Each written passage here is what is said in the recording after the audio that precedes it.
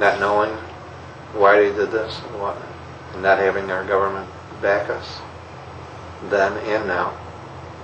It's an open sore. It's festering to this day. It's not going away.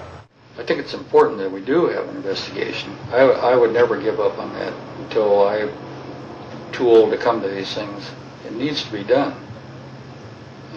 Pete Bucher from the Pueblo said he wouldn't even have gone if he could have known what really happened to us. All he knew was some piddly little thing he heard about on the news.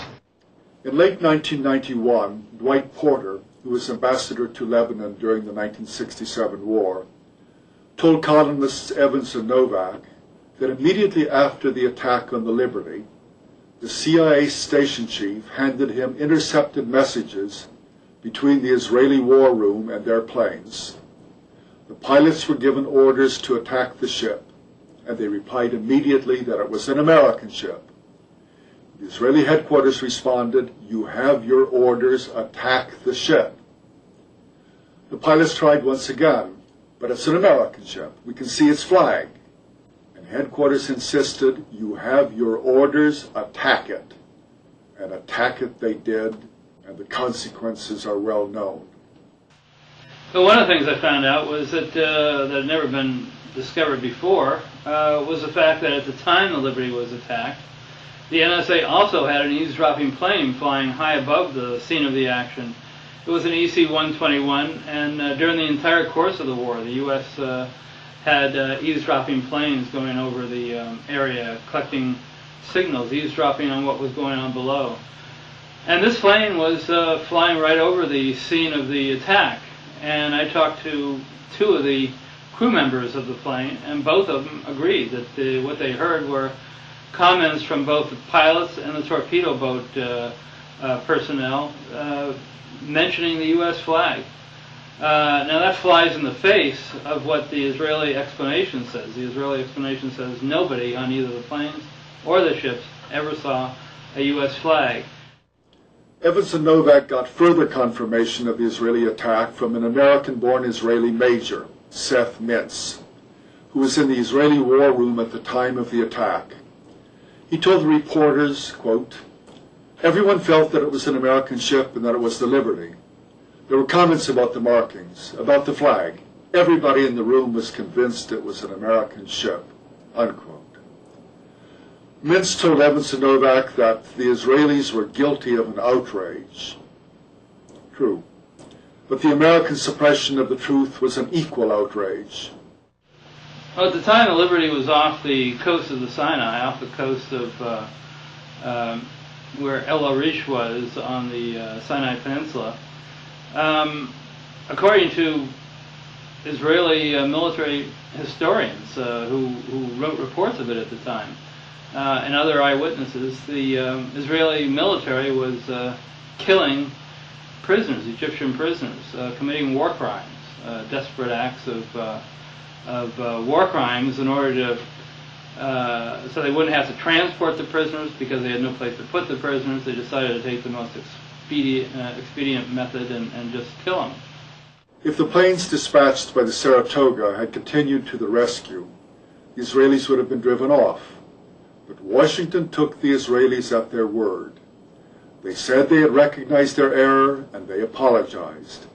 And the attack had already stopped, they said, but they were lying.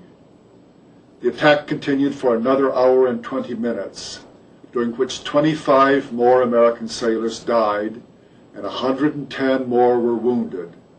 All would have been spared if the American planes sent to help them had not been recalled by Washington. The point was, the attack did take place. There were a lot of reasons that the Israelis would have wanted to hide things from the U.S., and that's why there is a need for an investigation. I mean, you're not going to take the word of somebody who was the principal person who caused it. That'd be like taking the word of a defendant in a shooting. Every one of the 1,000-odd clashes between Syria and Israel between 1948 and 1967 was examined by the UN Truth Supervisory Commission, which found out that only a very, very few had been caused by the Syrians. A few dozen of the clashes were ambiguous, and all of the rest were caused by Israel. Well, there were many officers of many nations, and they all reported the same thing. Could they all have been lying? Still, we no longer have to rely only on the UN documentation. Moshe Dayan, who commanded the Israeli forces in 1967 and had given the order to occupy the Golan, gave an interview to an Israeli journalist in 1976. The interview was kept secret until April 1997, when it was published in an Israeli newspaper. It has been authenticated by Israeli historians, and General Dayan's daughter, Yael, a member of the Knesset, insisted that it be published. Why did he give the order to invade? Essentially, it was because of pressure from the would-be settlers in the Golan, who convinced Levi Eshkol, the Israeli prime minister, to occupy the heights and the fertile lands beyond.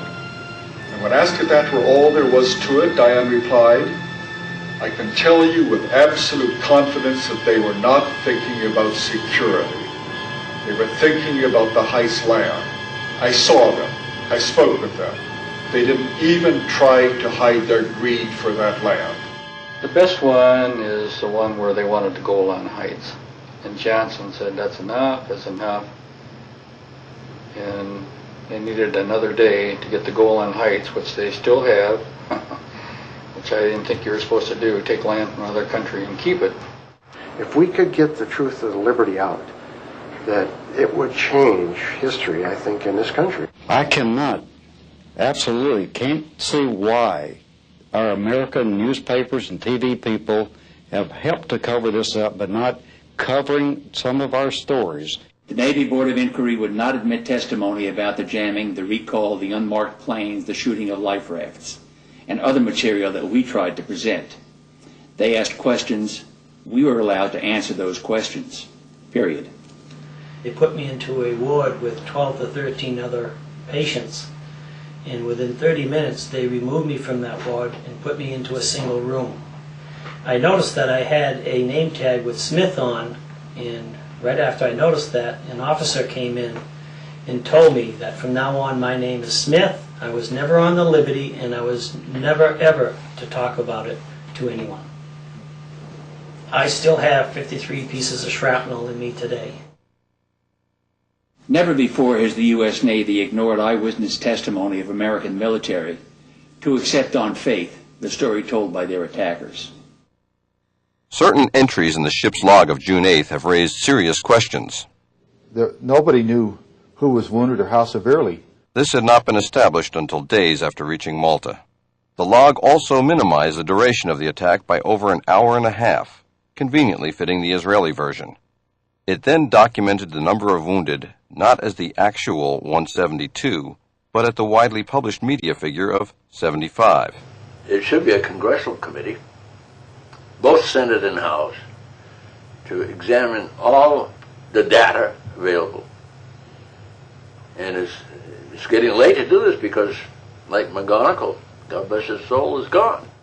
I know that Bill was on board the USS Liberty, and the ship was off the coast at Gaza Strip, as I recall, and yet our government put it in writing in the United States Senate book of Congressional Medal of Honor recipients that he received his medal for action in Vietnam. Now, to me, that is one of the worst cover-ups in American history. How low can our government go? And it's something that I'd like to see totally investigated and a closure of this issue, because I think President Johnson was the villain on it. I think he recalled the people that were to defend this ship. I have never accepted the Israeli explanation, and so far as I am concerned, the affair of the USS Liberty remains a scar on the relations between Israel and the United States. Things like this don't happen. Things are caused to happen. There must be some reason why more is not known. There must be some reason why we didn't react more deliberately, more directly, more positively, as we have reacted many times in our history before and since.